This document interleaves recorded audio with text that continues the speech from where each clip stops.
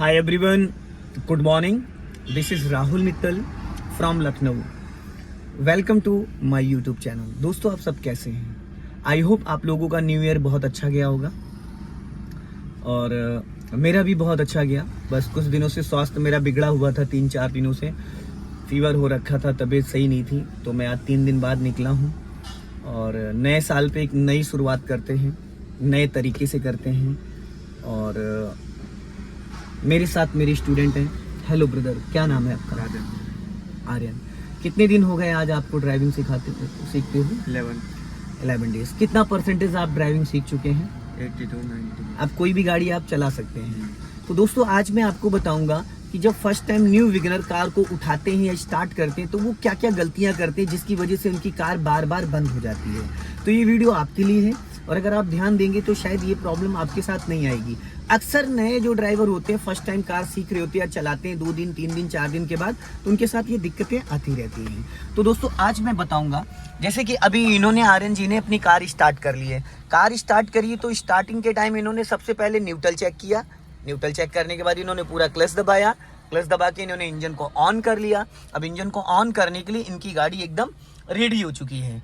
इनकी गाड़ी जो है वो पूरी तरीके से रेडी है और ये गाड़ी को अब चलाने के लिए रेडी है। तो सबसे पहले क्या होता है, जो न्यू विगनर होते हैं, मैं उनकी बात कर रहा हूँ, वो क्या करते हैं, क्लच दबा के गियर डालो, क्लच दबा के गियर डालो।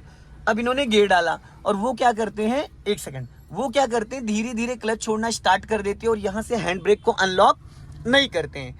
ये जो हैंड ब्रेक ऊपर है इसको अनलॉक नहीं करते। इसका सिंबल आ रहा है यहाँ रेड कलर का, देखो मीटर में। तो होता है क्या, जैसे आप क्लच छोड़ोगे इंजन बुझ जाता है, क्योंकि जो विगनर होते हैं वो मल्टीटास्किंग उनको करना नहीं आता, उनके माइंड में इतनी सारी चीजें एक साथ नहीं होती हैं।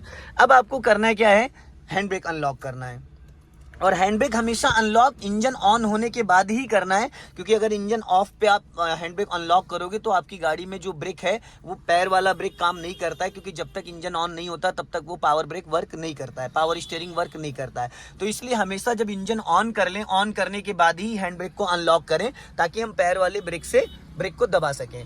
अब क्या है, जब फर्स्ट गियर इन्होंने डाला, फर्स्ट गियर डालने के बाद जब गाड़ी को ये बढ़ाएंगे तो गाड़ी बढ़ाने के टाइम कई बार क्या होता है, न्यू विगनर के साथ वो हल्का सा ब्रेक दबाए रहते हैं, हल्का सा ब्रेक दबाए रहते हैं, क्योंकि उनको इतना आइडिया नहीं है, क्योंकि क्लच में उन्होंने इतनी ज्यादा ताकत लगा के क्लच दबा रखा है कि उसके हिसाब से अगर राइट वाला पैर 10-20% दबा भी है ना तो उनको पता नहीं चल पाता है। जैसे ही वो क्लच छोड़ते हैं इंजन बुझ जाता है। तो पहली चीज आपको ये समझना है कि गाड़ी को जब बढ़ा रहे हो उस टाइम आपका राइट वाला पैर ब्रेक पे हो, पर एकदम ऐसे टच हो जैसे आप टच फोन चलाते हैं, एकदम हल्के ऐसा टच हो, दबा जरा सा भी नहीं होना चाहिए।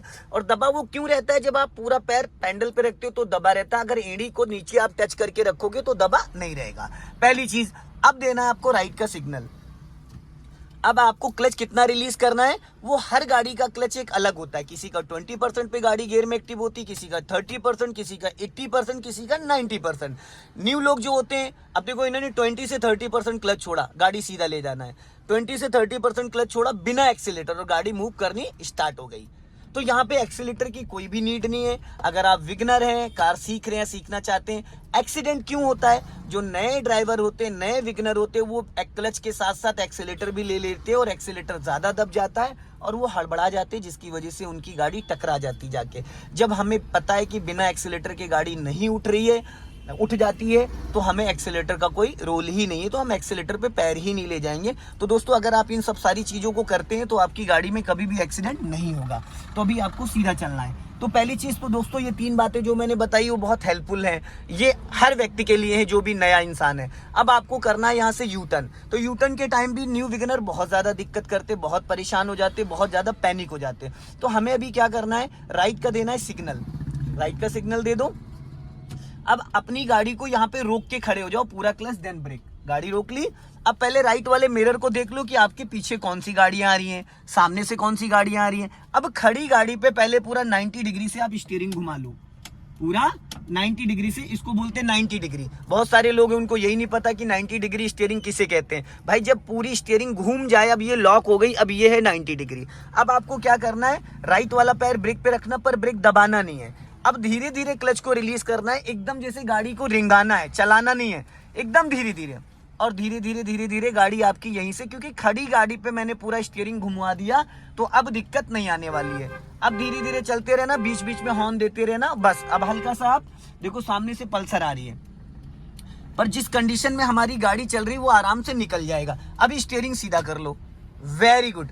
कोई भी दिक्कत आई यू टर्न में, गाड़ी बंद हुई, गाड़ी में झटका आया, कोई प्रॉब्लम आई नहीं आई, तो आधी परेशानियां तो दोस्तों ऐसे दूर हो जाती है अगर हम अपने माइंड को कूल कर लेते हैं। अपने माइंड को हम कूल कर लेते हैं और बहुत प्यार से अगर सोचते कि नहीं सब लोग सीखे, हम भी सीख जाएंगे। 80% जो नए व्यक्ति होते हैं वो डरते रहते हैं, वो सोचते लड़ जाएगी, बढ़ जाएगी, एक्सीडेंट हो जाएगा, तो 80% माइंड उनका वहीं पे फंसा रहता है, 20% में कुछ होने वाला नहीं है। अभी आपको स्पीड बढ़ानी है तो पहले क्या करना है, फर्स्ट गियर में हम हैं तो फर्स्ट गियर की स्पीड होती है 0 to 10। अब आपको बढ़ानी है पहले स्पीड कितनी बढ़ानी, 20 के आसपास। अभी बढ़ाओ और अब राइट वाला पैर ब्रेक पे लाओ और क्लच दबा के फटाफट सेकंड गियर, वेरी गुड, बहुत बढ़िया। अब आप प्यार से क्लच को रिलीज कर सकते हो। और एक चीज और, कई बार क्या होता है जो नए ड्राइवर है वो क्लच पूरी तरीके से रिलीज नहीं कर पाते, जो फर्स्ट गियर से सेकंड गियर में जाते हैं उससे पहले वो एक्सीलेटर दबाना स्टार्ट कर देते हैं। अब एक्सीलेटर दबाना स्टार्ट कर देते हैं तो गाड़ी में जब क्लच दबा एक्सीलेटर दोगे तो आपकी क्लच प्लेटें खराब हो जाएंगी। अब आपको क्या करना है, राइट वाला पैर अपना ब्रेक पे रखो, ठीक है, और जब पूरी तरीके से क्लच आप रिलीज कर दो उसके बाद अगर आपको लगता है कि अब मुझे एक्सीलेटर लेना है तो आप एक्सीलेटर ले सकते हो। लेकिन जब भी आप एक्सीलेटर यूज कर रहे हो उस टाइम ब्रदर आपका राइट लेफ्ट वाले पैर से क्लच 1% भी दबा नहीं होना चाहिए। तो क्लच की लाइफ बहुत लंबे टाइम तक चलती है, क्लच की लाइफ बहुत लंबे टाइम तक चलती है। हल्का राइट दबाओ, स्पीड बढ़ाओ, जाओ रेस करो।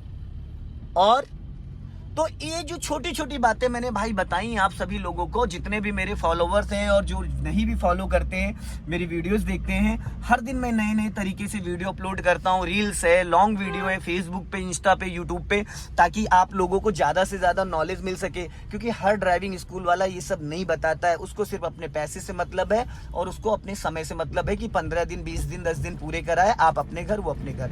उससे कोई मतलब नहीं कि आपका एक्सीडेंट हो रहा है, आपकी गाड़ी का नुकसान हो रहा है, आई डोंट केयर।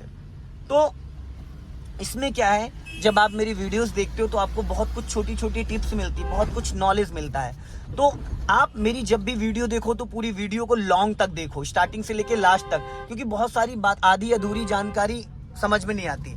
अब हम चल रहे हैं सेकंड गियर में, अब हमें करना है थर्ड गियर की प्लानिंग। तो पहले ही आप स्पीड बढ़ाओ और बढ़ाओ।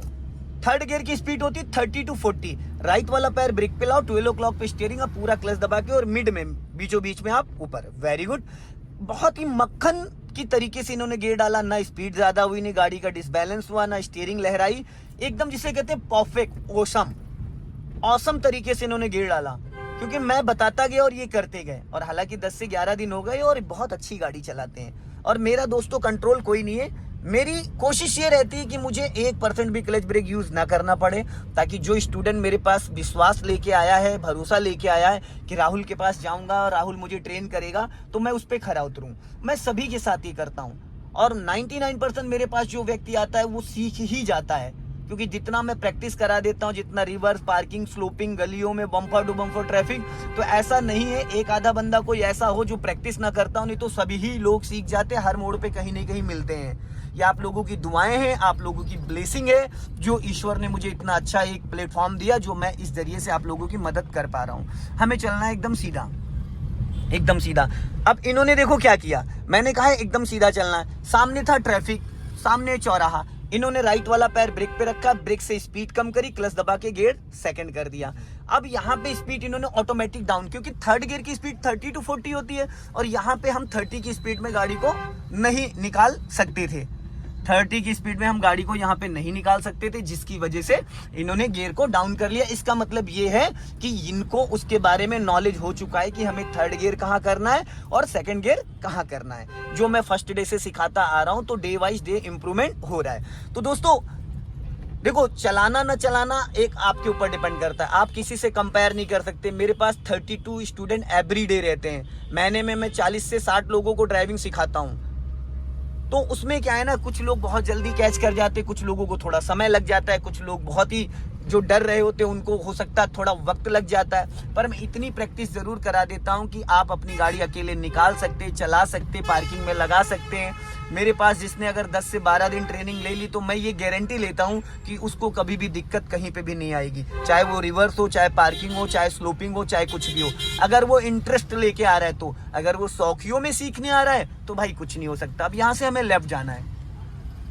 अब यहाँ पे देखो दोस्तों ब्लाइंड टर्न है, मैंने 100 मीटर पहले इनको लेफ्ट का सिग्नल दिलवा दिया, 100 मीटर पहले लेफ्ट का सिग्नल दिलवा दिया, ताकि मतलब जब भी हम लेफ्ट या राइट टर्न करें तो हमारे पीछे वाले जो व्यक्ति हैं, हमारे लेफ्ट या राइट वाले, उनको ये कंफर्म हो जाए कि ये गाड़ी लेफ्ट टर्न होगी या राइट टर्न होगी। अक्सर आपने देखा होगा खासतौर से यूपी में लोग पूरी गाड़ी टर्न कर लेते और सिग्नल नहीं देते, जिसकी वजह से एक्सीडेंट होते हैं। कुछ लोग जब गाड़ी टर्न करने लगते तो सिग्नल नहीं देते, शीशा खोल के हाथ देते हैं। तो ये लोगों की मेंटलिटी है, मर्सिडीज लेके चल रहे, बीएम लेके चल रहे हैं, जैगवार लेके चल रहे, पर सिग्नल नहीं देते, शीशा खोल के हाथ देते हैं, क्योंकि उनको अभी ट्रैफिक के नियम का बहुत ज्यादा नॉलेज नहीं है। तो दोस्तों सिग्नल से क्या होता है कि सिग्नल जो होता है वो हाईलाइट होती है, दूर से चमक जाती है, येलो लाइट होती है, येलो और रेड, वो दूर से चमक जाती है तो सामने वाला अलर्ट हो जाता है। तो इसलिए सिग्नल देना वेरी इंपॉर्टेंट है। ये छोटी छोटी जो टिप्स हैं आपको बहुत काम आएंगी। हल्का राइट दबा लो, स्पीड कम कर लो बेटा, स्पीड कम करो, गड्ढा था यहाँ पे, बट आपने बहुत अच्छे से गड्ढे को बचा लिया, दोनों टायरों के बीच में गड्ढे को लेके बचा लिया, बहुत अच्छा किया।